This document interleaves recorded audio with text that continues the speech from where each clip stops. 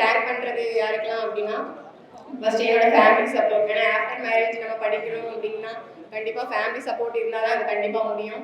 அப்புறம் வந்துட்டு சுரேஷ் அகாடமி மெயினாக வந்து நான் ஸ்டடி ஹால் தான் சொல்லுவேன். ஏன்னா வீட்டிலனா சூழல் வந்து படிக்கிறதுக்கு ஏற்ற மாதிரி இருக்காது. சொல்லி கொடுத்து படிக்கும்போது வந்து நல்ல எனக்கு அது ரொம்ப அந்த மெத்தட் வந்து ஹெல்ப்ஃபுல்லாக இருந்துச்சு.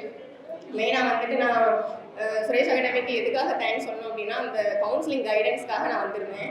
அப்போ தான் வந்து state wise department, district wise department, Chennai base department சொன்னாங்க. எனக்கு அப்போ தான் சென்னை பேஸ் டிபார்ட்மெண்ட்டை பற்றியே தெரியும். ஏன்னா அப்போ சார் சொன்னாங்க, நம்ம ஊர் பசங்கள்லாம் ஊர் சைடு இருக்கணும்னு தான் ஆசைப்படுவாங்க. சென்னையில் இருக்கிறவங்களுக்கு சென்னை வந்து கொஞ்சம் கஷ்டமாக நினைப்பாங்க. ஏன்னா லைஃப் லாங் வந்து சென்னையில் தான் இருக்கணும் அப்படின்னு சொல்லிட்டு. ஏன்னா எனக்கு வந்து சரி நல்ல ஐடியாவாக இருக்கு. ஏன்னா அவங்களோட நேட்டிவ் வந்து சென்னை. அப்போ லைஃப் லாங் சென்னையா அப்படின்னு சொல்லிட்டு அப்போ இந்த டிபார்ட்மெண்ட் நமக்கு எப்படியாவது கிடைக்கணும் அப்படிங்கிற ஒரு இதில் அப்போ ஒரு லிஸ்ட்டு கொடுத்துருந்தாங்க அந்த கைடன்ஸ் கிளாஸ் வரும்போது. அதெல்லாம் அந்த ஸ்டேஷ்னரி அண்ட் பிரிண்டிங் டிபார்ட்மெண்ட் இருந்தது. எனக்கு ரொம்ப ஹாப்பியாக இருந்தது. ஆனால் என்னோட மார்க் வந்து பார்டர் மார்க்காக இருந்தது. 167 எடுத்திருந்தேன். அதுவும் ஆஃப்டர்நூன் கவுன்சிலிங்.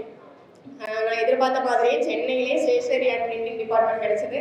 எனக்கு கவுன்சிலிங் கைடன்ஸ் அண்டு இந்த குரூப் 4 இது எல்லாமே குரூப் 2வும் நான் எழுதியிருக்கிறேன். எனக்கு சப்போர்ட் பண்ண சுரேஷ் அகாடமிக்கு ரொம்ப தேங்க்ஸ். சுரேஷ் IAS அகாடமி, வெற்றியின் முகவரி.